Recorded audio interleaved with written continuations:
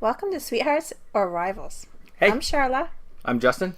And today we're going to do something a little bit different. Yep. We're going to experiment. Ooh. What are we doing?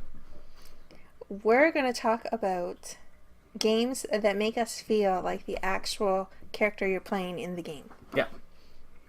And how many are we going to do? Our top 5, but I got 6 and I couldn't cut one, and so did Justin. So we just kept it top 6. The top 6 each. Yeah. Yeah. So if you watch a lot of reviews and a lot of the different reviewers, there's a segment in the Board Game Breakfast on the Dice Tower Network called the Ivory Dice Tower, where Scott Nicholson talks about gamification. And I find it a very fascinating subject, and one of his topics recently was about roll and goals.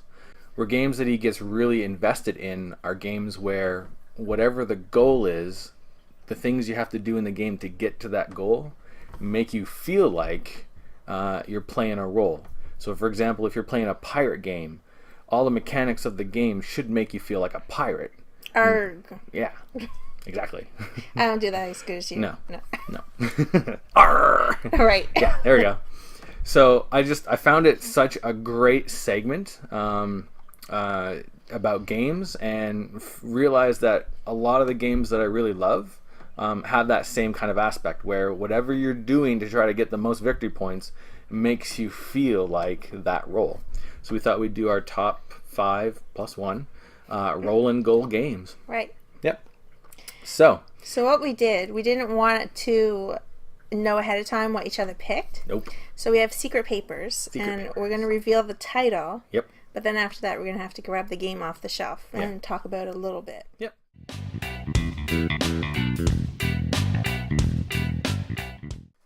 Top 6 roll and goal games. Number 6, yours is?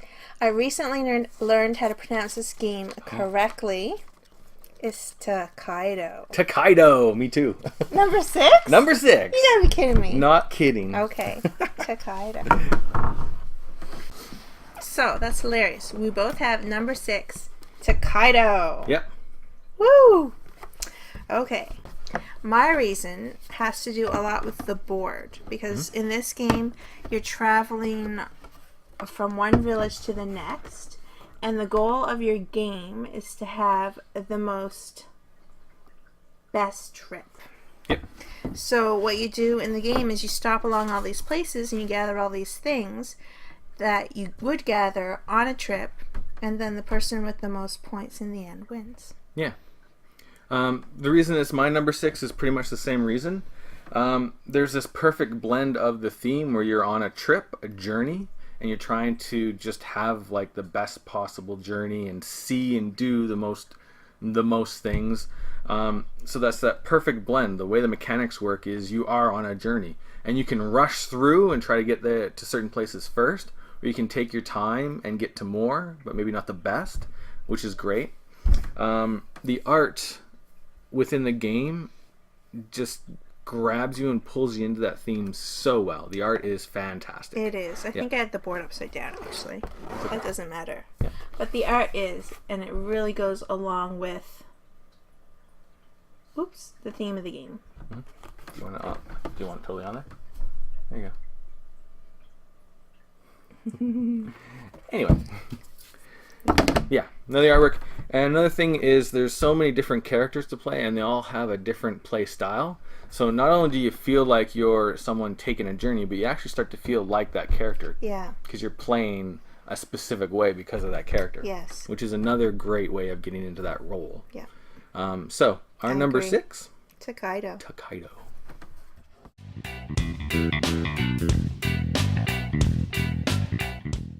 Alright, so number 5 on our top 6 roll and goal games. My number 5 is Archipelagio. Ooh. Yeah. Is that how you say that? Archipelagio.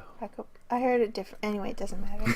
That's how we say it. Archipelagio. Yep. What's your number 5? My number 5 is Euphoria. Build a better dystopia. Nice. So my number 5 for roll and goal games is Archipelagio. And This is a great game. Basically, you are going into this archipelago full of natives, and you're exploiting it as much as possible. There are so many things that you can do. You can explore new tiles because the board's kind of modular. You can spread out your settlers, work fields, bring in churches. So many things you can do, and all of it makes you feel like you are going in, and it's not the nicest role. You are exploiting this whole area. But what really drags me into this is it's semi-cooperative, and it's probably the only semi-cooperative game that has done semi-cooperative really well that I know of. You're hiding your information from your other players, the other business interests, and you're trying to win, but because you are exploiting this area, there can be uprisings, and you have to collectively make sure that there's not an uprising or everyone loses. Right. So just that just drags me right into the theme and just makes me feel like I'm going in and just being a greedy jerk. Yeah, and you have to balance with like the indigenous population. Yeah, exactly. Yeah. Not the nicest theme, but still the way the gameplay works, it completely makes me feel like I'm in that role. Yeah. So that's my number 5. Your number 5. Mine is Euphoria. Build a better dystopia. And one of the things about the game that really draws me in, of course, is the artwork. Yep, great because artwork. It's great artwork. Mm-hmm. But it's also the bits. These little, like, we have the Kickstarter version, so, like, the gold bits are heavy and metal. Yeah. And then they're all shaped like this. These are little stones shaped like little stones. Yeah. And the clay looks like little clay bricks. Mm-hmm. But also, especially when I play the Icarites, and I'm up in the clouds, and I'm making my bliss, and I'm all blissed out, and I don't know what's going on down below. Woo! Woo! Yep.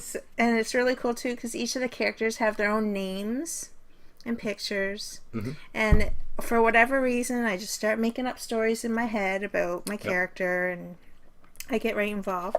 Mm-hmm. Another thing that brings me in are there's artifacts and the cards they've picked. They're actual things that would be left over, in a post-apocalyptic world. Like, oh my goodness, I found a rare a rare board game. Like, yeah, it's a treasure that we'll cherish forever, and teddy bears and balloons. I don't know how balloons last after the apocalypse, but I mean, they're really rare, so I mean, oof. They don't degrade very well. Yeah. Well, they get all brittle, and you wouldn't. Yeah. Anyway.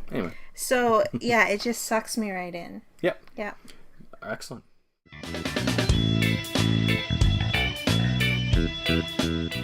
My turn to go first for number 4. I have to consult my secret list. Okay. Done. Okay. Not looking. My number 4 is Sky Traders. Sky Traders, nice. Yep. Good one. Good choice.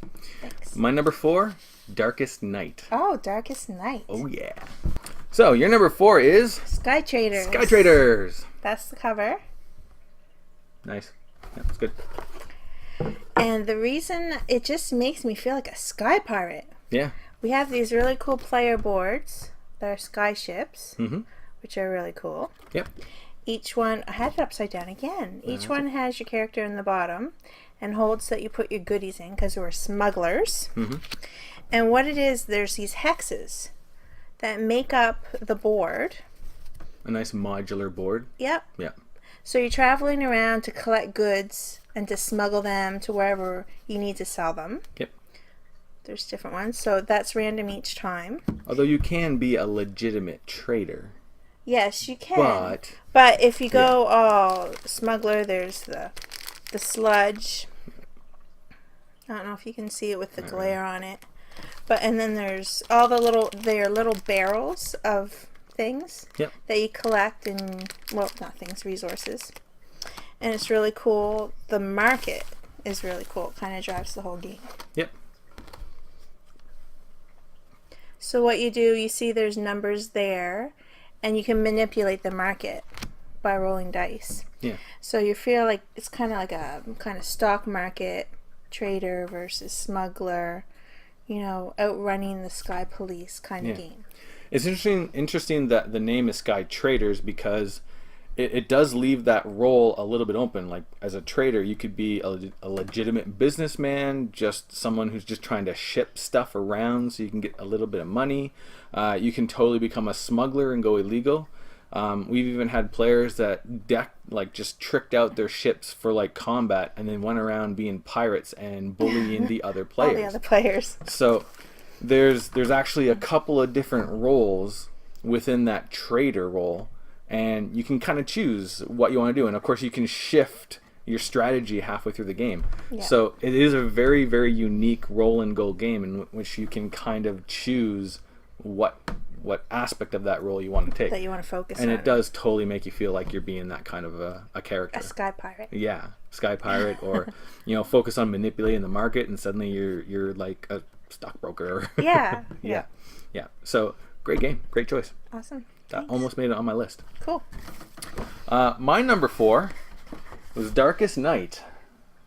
I'm just gonna let the necromancer kind of loom closer and make you all scared, and it's all spooky, because that's what this game does. This game isn't, hey, there's a necromancer, we should go maybe get him before he hurts somebody. No, the necromancer has already ruined the entire world. And he's chasing you. Yeah. You are the last line of defense before the world is completely ruined by darkness. And the entire game is just so full of that doom and gloom and that kind of feeling of desperation that you get sucked right into the role. You always feel like you're never going to make it out alive. Yeah, exactly. There's 2 ways to win. One is you gather all the artifacts and bring them back to your home base, and then yay, light wins. I've never played a game where that has happened. Every single game that I've played has always been, we've got one artifact and we're all about to be destroyed. As a last ditch gambit, let's try to lure the necromancer in and see if we can roll a 1 out of whatever chance of destroying him. And that's the only way we've ever won the game. Yeah. So a great kind of suck you in and make you feel like you are going to lose.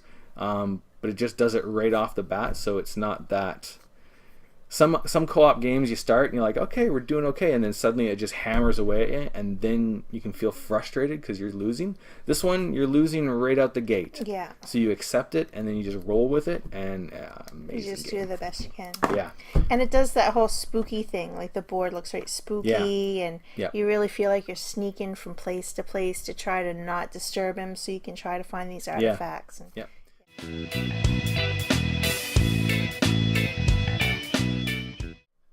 So that brings us to number 3, and it's your turn to say which game. My number 3? Yeah. All right, my number 3. I'm wondering if I'm going to catch flack for this. From me or like them? Maybe both. Oh. Probably more from on the internet. Okay. The reason I say that is because my number 3 is a part of a series of games that a lot of reviewers and gamers like to trash for not having a lot of theme. Oh. But for me, it just drags me in, and that is Trajan. Oh, Trajan. Yep. My number 3, Roll Gold Games. It drags me in, for sure. Yeah. It sucks me into the board. Yeah. But does it make you feel like you're a Roman senator? See, I don't know much about Roman senators. Yeah. So that's my issue. So I'll get into why it makes me feel that way. And I've never imagined anything about Roman senators, so how would I know if it sucks me? Okay. So fair enough. Yours. Yep. So my number 3. Yep. Steam Park. Steam Park. Interesting. That's a cool choice. Yeah. Okay, so my number 3, Trajan. And this is a Stefan Feld game. Amazing game. We're fans of Stefan Feld games. Very, very deep gameplay. Mm-hmm. Here's why some people kind of criticize it. Basically, here's like the whole thematic backstory. The Roman Empire is at its height of its glory. All borders are secured. People can now focus their attention on Rome. Go get power. Like I mentioned, you're a senator, but it doesn't even tell you of a senator. I had to start looking up stuff like history of the Roman empires. Like, were they senators? Were they this? Like, it doesn't do a great job of really bringing forth that role. But what drags me in and makes me feel like I'm a Roman senator or power mad hungry guy trying to get stuff, is the main mechanic of Trajan, which is this board right here, and it's a Mancala. I don't know if you've ever played with a Mancala before, but these little cups here are going to have little pieces in them.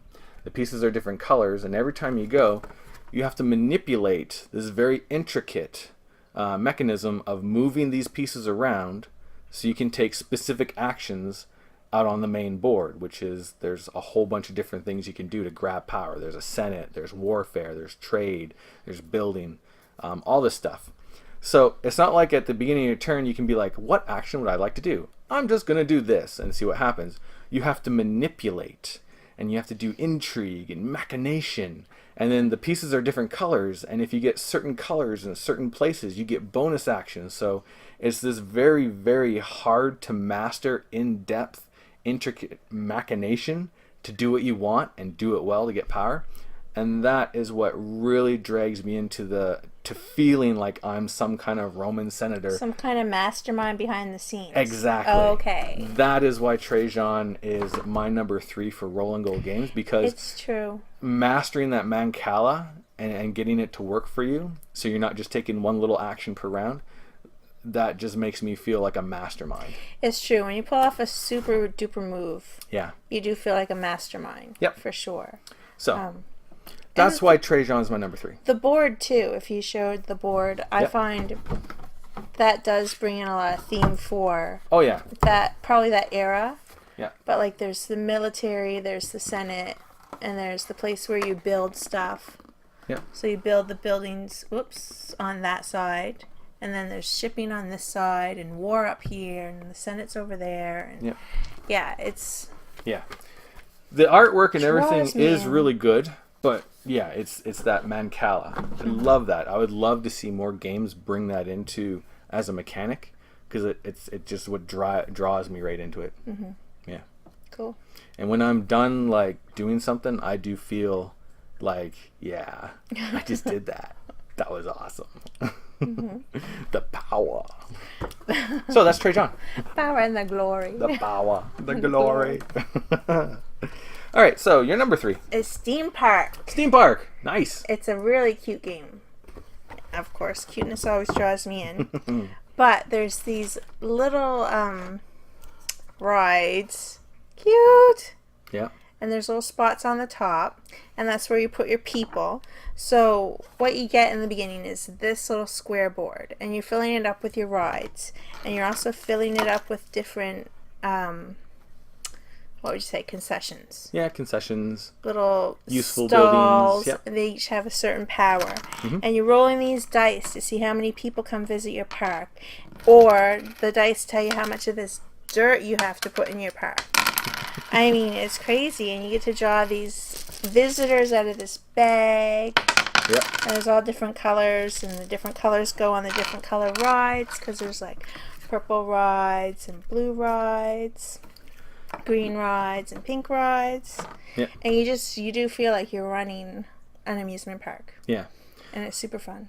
I don't know why Steam Park didn't make it on my list. For some reason, I just kind of missed it. But in Steam Park, you're running a park of amusement rides and stuff, and you're building it up. You have to manage it. Yeah. And like, so the two things that draw me into this is, first you're rolling dice, and it's almost timed. If you can roll your dice and then finish first, you're going to get a bonus. So there's that frantic dice rolling, trying to get what you want. And I imagine running any kind of amusement park would be chaotic. Yeah. So that draws me in. The other thing that I love is the rides are like a 3-dimensional thing, so you can actually build them up. And and when they're on your board, it looks like an actual and then you're putting your people, and you're putting your people on the ride. Yeah. We wouldn't put a blue one on a pink. No, you wouldn't. But Anyway. And then they have to be a certain distance between each thing, so you're getting extensions to expand your park, so you're expanding your park. So I keep looking over there, it's just so I can see the camera and make sure I have all this centered. for No, you you're guys. doing good. You're doing good. But yeah, just that 3-dimensional cool. aspect is Yeah. a great way to draw you into the theme of this game. And just the artwork. It's like so parky. Yeah. An incredibly unique roll and goal game. Yeah. Does a really good job. Yeah. Absolutely. I enjoy it a lot.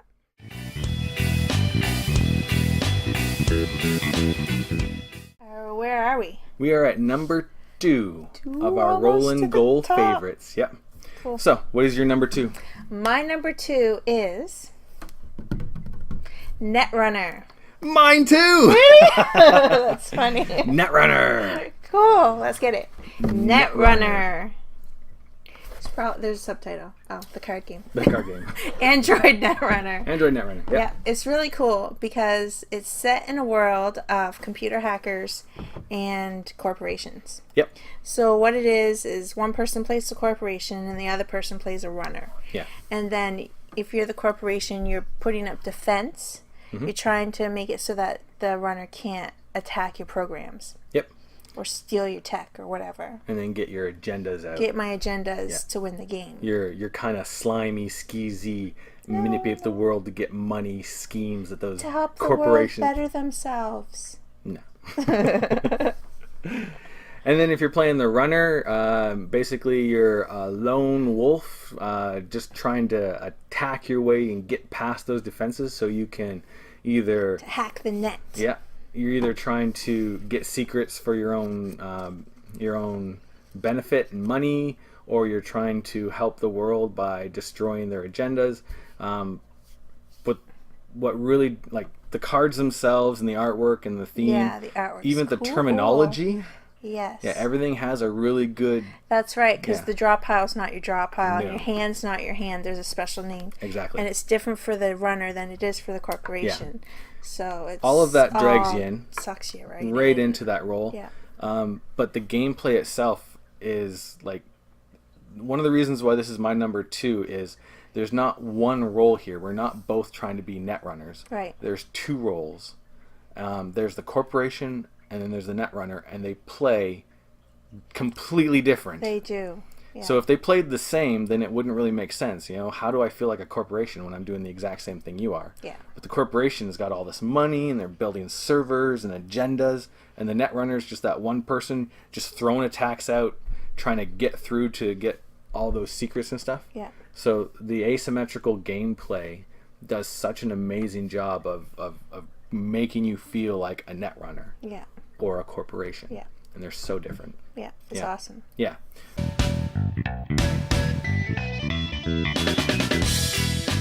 So now we're on to number 1. Number 1! All The right. number 1 game in our collection that makes us feel like what we're playing. Yep. Am I going first? I can't remember who goes first. Doesn't matter. I'll go first. I went first last time. There we so go. yeah. My number 1 is Euphoria. Build a better dystopia. Cool. Yep. What's your number 1? My number 1 is. Can you guess? Vikings? No. Oh. My number 1 is. Frenzy. No. But that's a good one. That's a good one. Okay, what is it? Power Grid First Sparks. Power Grid First Sparks. Yeah. Okay, interesting. I didn't see that coming. Not at all? No. Oh, wait till I pull out that stuff. Yeah. No, I agree. Yeah. Yep, Let's okay. get the games. Our number 1 roll and goal game, mine is Euphoria. Euphoria. Build a better dystopia, which we've already covered a little bit, but I'll go into why I kind of get dragged into the theme and why I feel like the role. In Euphoria, basically what you are is you're an individual who has realized you're not living in a euphoric world. You're living in a dystopia. And instead of running away, you've decided to just take it over. So you're manipulating workers and you're trying to gather power. You're putting your authority out on the board. And the 2 things that really, really make me feel like I'm that master manipulator are the dice. This is the first one.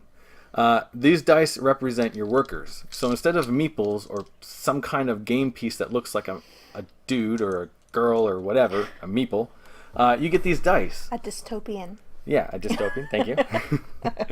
So how does the dice make it more thematic? Because you're manipulating them, you're bumping them off, you're getting rid of some and getting new ones, you're thawing out some more from the cloning vats. You're not looking at these guys as people. You're looking at them like pawns. and having them represented by dice is the perfect way to represent that. Yeah. That's not a person, that's a pawn. And you rolled a 5, so he's kind of a smart one. Yeah, which means I want to get rid of him as soon as possible. So that's the first thing. That's the one like that. That's one thing that really drags me into that is I'm manipulating pawns. I'm not manipulating people, which is just awesome. Oh, didn't even know that about you. Yeah. The other thing is you got this board, and I'm not going to open up the whole board, but it's a great board. And you got all these different places on there, and they all represent like locations and markets and factions. And in order to win the game, you have to get all of your authority out on the board. So you're not just gathering points, you're not gathering victory points and anything like that. You're actually putting these authority stars out on places and saying that right there, that spot right there, yeah, I have authority over that. And once you get all your authority on the board, you've kind of overwhelmed the world with your authority, and then you control it. So two great ways of really kind of making you feel like you're manipulating and doing intrigue and more machination and stuff to take over the world. Yeah, that's why it drags me in. Yeah. That's why it drags me in. Cool. Some of the pieces, yeah. Yep. All right. Awesome. So your number 1 is? First Sparks. Right on. Power Grid First Sparks. Excellent game. And what this game is, you are little, well, I guess you can say cavemen. Yep. And you're trying to expand your tribe. Mm-hmm. So the first thing is, the meeples aren't just plain old boring meeples. Nope. They're little tribesmen. With spears. With spears. Yep. Or a walking cane or something. It's a spear. Loo, loo, loo. It's a spear. And then what they're trying to do, Yep. they're going to populate and expand over a module kind of board. Mm-hmm. And you see this kind of has fish up there. Fish. Thanks. Berries. And then there's bears and mammoths. Yep. So whatever's on the board here is what you're going to be able to hunt. But in order to hunt, you're going to have to gain these skills. Yep. And if you don't have these skills and you're populating or you're in one of those areas, you're out of luck. You're not going to be able to get any of these things. No.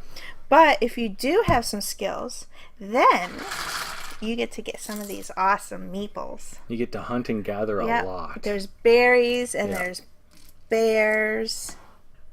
They're Yeah. so cute. And there's fishes. Yep. And then you can grow Crops. crops, herbs, that's corn. Yep. It's just, the berries are super cute. There you go. And there's mammoths.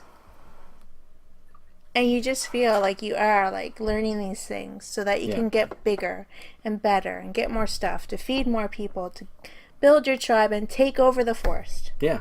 Yep. Everything like with the artwork and the different technologies and knowledges and the tiles, like everything really lends and brings you into that theme. Mm-hmm. One of the things that mechanic wise with this game that does kind of bring me in the role is it's not a super difficult game to play, No. but it is rather unforgiving. If you expand too quickly, you're pretty much going to be out of the game until the end. Like it's not a very forgiving game if you mess up. But Which makes that's sense because you're a tribe. Exactly. Yeah. If you expand too fast and you don't have enough hunters to feed all your people, Yeah. you're going to have to lose No, some people along the way. It lends itself to the theme and that role of being, in charge of a tribe. You really have to manage your tribe really, really well. You have to keep that balance. Yeah. Yep. And I mean, your tribe's way back in the caveman times, so yeah, it's not like you just go to the grocery store when you ran out of food. No. You really, really have to manage it well. Yeah. So yeah, totally puts me into that role. I love it. Yeah, it's a good game. Good Cool. choice. Thanks. Right on. So Those are our top 5 plus 1. 5 plus 1. Roll and goal games. Based off the games that we have, of course. Right, because we don't have every game under the sun. No, We've got those 2 shelves. Yep, that's about it. We'll probably add some more, I'm sure, pretty soon. But if you have any thoughts, ideas on what we've chose, disagree or agree, any other points, or if you have some other games, like your own favorite roll and goal games, let us know, because we're always looking for games. Put in the comments below, and then maybe we'll do a follow-up video later on. Yeah. Yeah. Because there are games around we can borrow from other people in the area too. Absolutely. So that could change our list. It was a hard list to put together because It wasn't until I watched that segment with Scott Nicholson, but it really hit me how true it is that I really got to feel invested in that role for me to enjoy the game. So we have a lot of games that do that rather well. Yes, we do. Not all of them, but a lot. A lot of them. And that's the kind of games we gravitate towards. Yeah, absolutely. So it was a very interesting segment to watch there that day. Yep. So, again, anything you want to add to that, put in the comments below, and we'll get back to you. Thanks for watching. See you next time.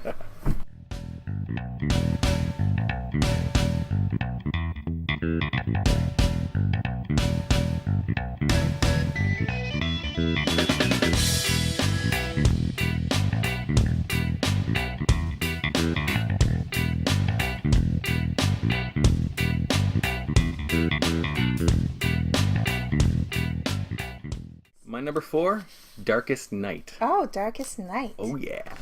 That's Let's a get game. That's a game. That is indeed a game. You know, it's in a board box. Like you get it at board game stores. Right. And, you know, Yeah. people say that it's from Victory Point Games, so that's definitely a game. Yeah. I'll edit all that out.